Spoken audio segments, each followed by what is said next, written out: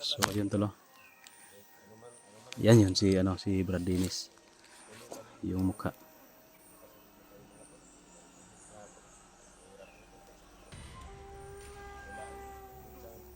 Close up. Ayun, yan lang ah. Yan lang muna tol sa video natin tol. So, kung gusto nyong makita talaga yung mukha ni Dennis ng malapitan doon sa cellphone niya. So channel niya doon kayo manood sa video niya.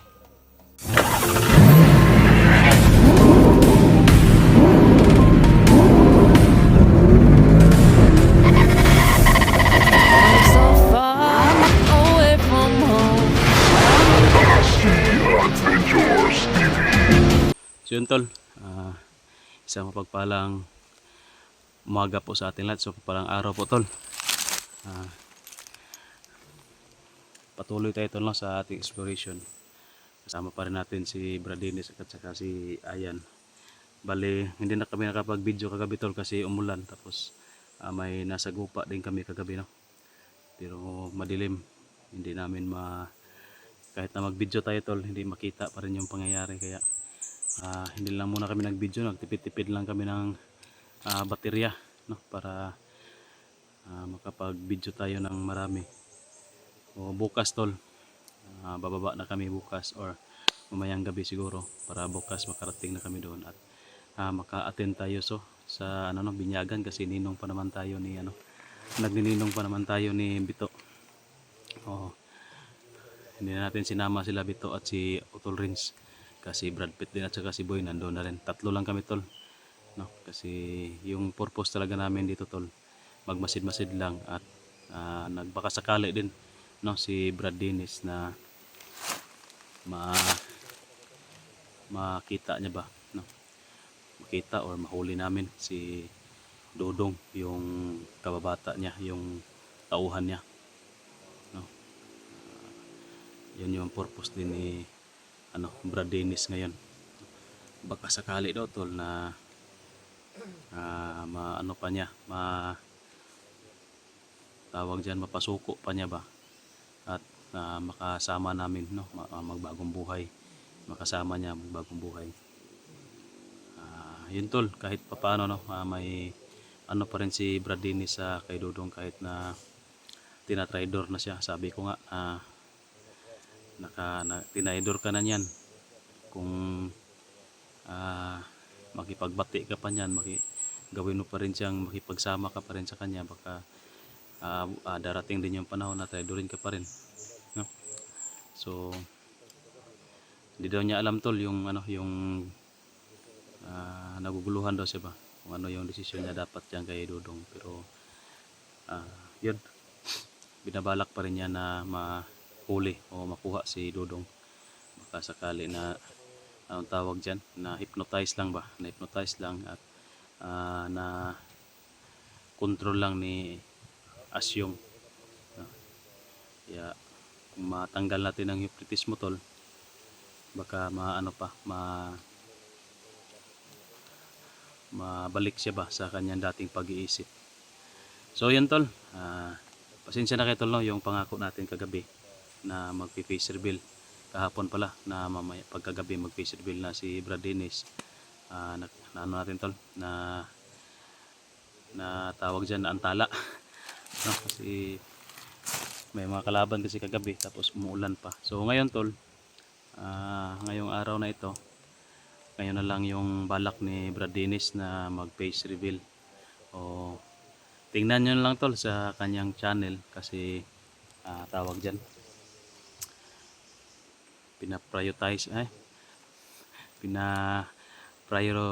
prioritize namin sa kanyang channel, no, yung pag-face reveal niya at privilege sa kanya para mas marami yung mag-subscribe sa kanya, mas marami yung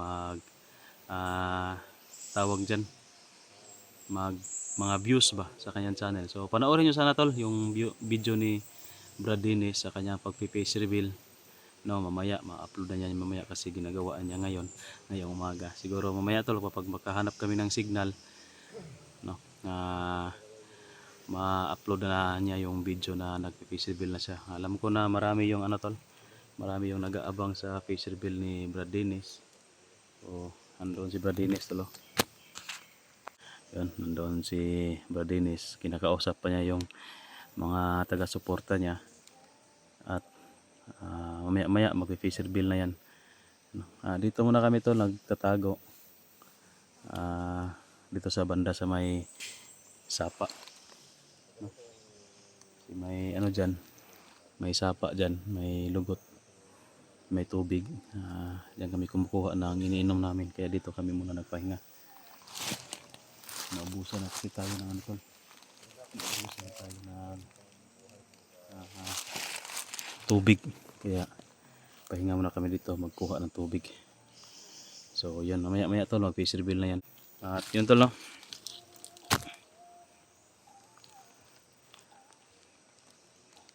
Habang nagpapahinga kami dito, nag uun-cam. Sinsya na talaga kayo tol na hindi kami nakapag-video kagabi. So yun, sana tol makuha namin si Dudong sa mission namin ngayon bago tayo makauwi. Kung wala lang sana ang binyagan, no, tuloy-tuloy sana yung exploration natin, pero importante din naman kasi yung yung okasyon na yan, yung pagbibinyag, para tuluyan na talaga tol na maano sila, no, kagaya nung nangyari kay Otol Rains, na hindi lang hypnotismo yung ginawa sa kanya ni ni Asyong, kundi pati na rin tol na pinasanayban siya, no, ng itim na kaluluwa. Kaya nahirapan tayo na tanggalin yung hypnotismo niya at tanggalin yung sanib. At ang pinasanib sa kanya malakas pala na itim na espiritu. Kaya kahit anong gawin natin, hindi natin makaya na mapaalis yung itim na espiritu. Buti na lang tol na doon sa kay Haring Lipaw sa kaharian niya, may mga gamot din sila doon. At mayroon din silang mahiwagang balon, no, doon sa loob ng kaharian ni Haring Lipaos. Doon mismo pinapaligo, tinatanggal yung mga masasama sa katawan na kumakapit, pati na siguro yung mga buling, no, mga sa katawan, tanggal siguro lahat. At yun,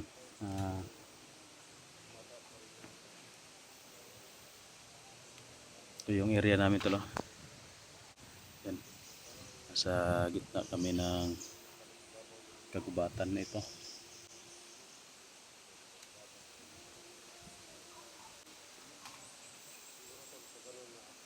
Yan.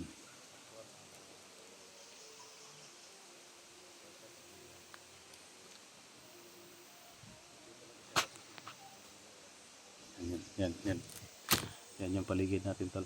Medyo nasa masukal kami na parte kasi nasa baba kami. Mamaya siguro makaakyat tayo doon sa taas. At dito kami napunta tol kasi may narinig kami ng mga kanina, boses dito banda sa taas. May narinig kami na parang nagsisigawan, no, na tao, kalaban, bandido, pero hindi namin nakita, boses lang yung narinig namin. Kaya dito na rin kami na nagmamasid-masid. Pero hanggang sa ngayon tol, wala pa tayong makita na kahit isang dito tao.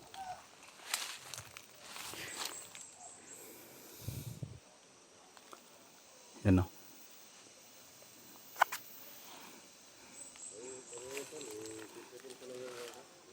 Masukal na sa masukal.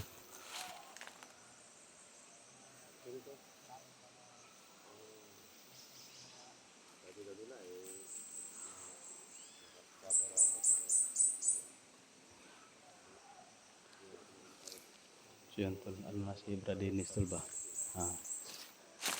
Mag-face reveal na daw siya, pero hindi natin i-video para mismo doon kayo manood sa channel niya tol, para makita nyo talaga, no, yung mukha niya sa unang pagkakataon doon sa kanyang channel, no.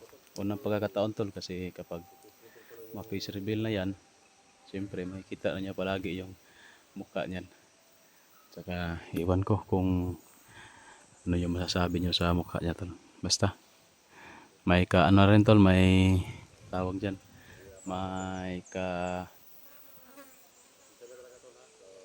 taas na rin yung edad siguro, may edad na. Pero ano yan? Oh, yan tol. Oh. Nagpipis reveal na siya tol. Oh. Yun. Medyo hindi siya klaro, no? Hindi siya klaro. Yung naano ko lang diyan sa kanya tol kasi yung boses niya tsaka yung boses ko basag pero sa kanya buo. Maganda, magaling siguro yan tol, no? Maganda siguro yung boses niya kapag kumanta kasi parang DJ yung boses niya, no? Buo yung ano niya, buo yung boses niya. So ayun tol. Oh. Yan yun si ano si Brad Dennis. Yung mukha.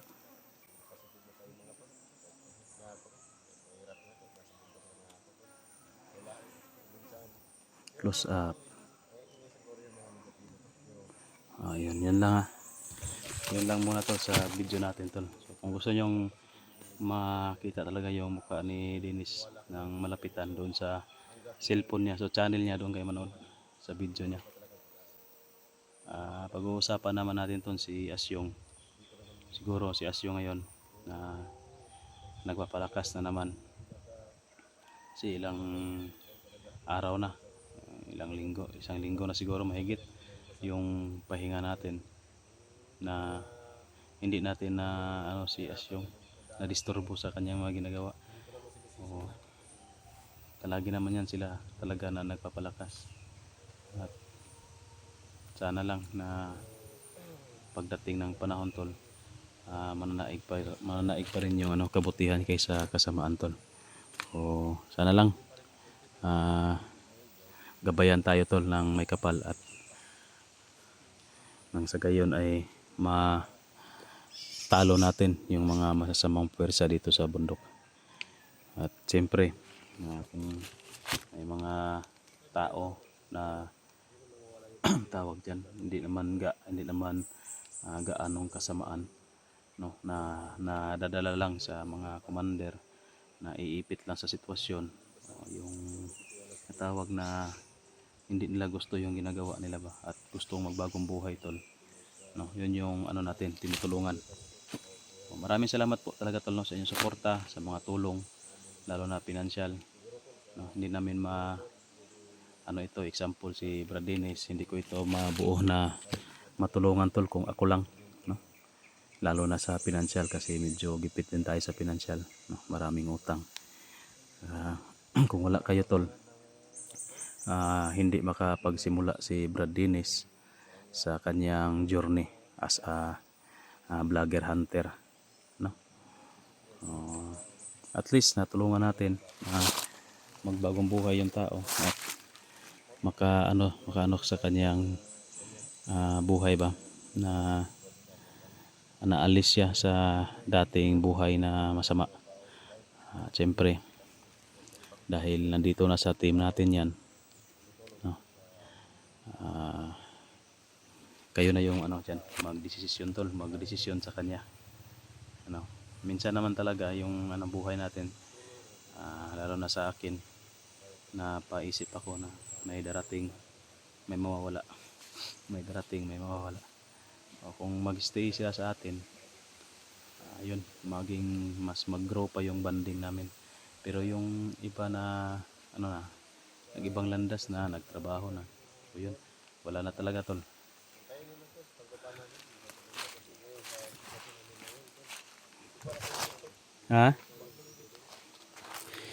Nasira yung langkit mo? Bakit nasira? Nabali? Bali na ba yun? No? Oh, Agoy, sira na talaga. Huwag mo na lang igalaw masyado. Wala kang pantali dyan. Talian na lang ba para hindi talaga siya malaglag. Sa akin din, tingnan mo yung vlogging kit ko. Wala din. So at least may magagamit tayo. Pag baba natin, bumili ka. Bumili ka ng vlogging kit. Pero wala kasing ano diyan binta sa binibenta diyan sa bayan. Wala ya. Wala nandoon ta sa ano sa Wala. pwede sa online, no? Shopee o yung sa TikTok pero matagal kasi yan madarating. Nandoon sa ano, siyudad ba sa city, doon sa city. Doon, marami doon, no, sa mall. Kasi nandoon yung mall sa city. Pero medyo malayo kasi.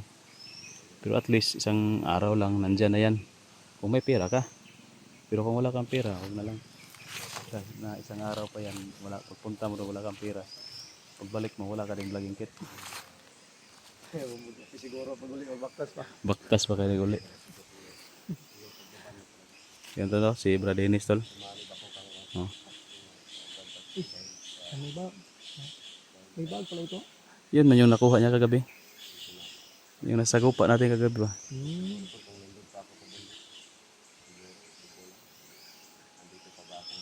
Nabibilib ako ni Brad Dennis. Bakit? Kasi kanina yung sabi niya sa camera ba kasi ang dami daw umaasa na mga silent viewers daw niya. Ang mga viewers daw niya na expect daw na nga gwapo siya. Pero ang ano daw, ang totoo daw ba? Ano daw hindi daw siya gwapo? Sabi siya bang humble ba? Pero sa sayo, sa paningin mo, ano yung masasabi mo sa kanya? Gwapo. Kanyang itsura. Gwapo. Ha? Gwapo. Gwapo man ko mas gwapo dito siya. Natay na. Ikaw ya. Daghanan na nga to gwapo eh. Yun tol, marami na kami tol na parang Nag-uul na ka ba? sa sitwasyon ko tol. Wala na talaga. Nasasapawan na talaga ako tol sa mga kasama ko ngayon. Dati kung ako lang mag-isa, ako talaga yung pinakagwapo. Marami na yung gwapo, nasasapawan na yung kagwapuhan ko.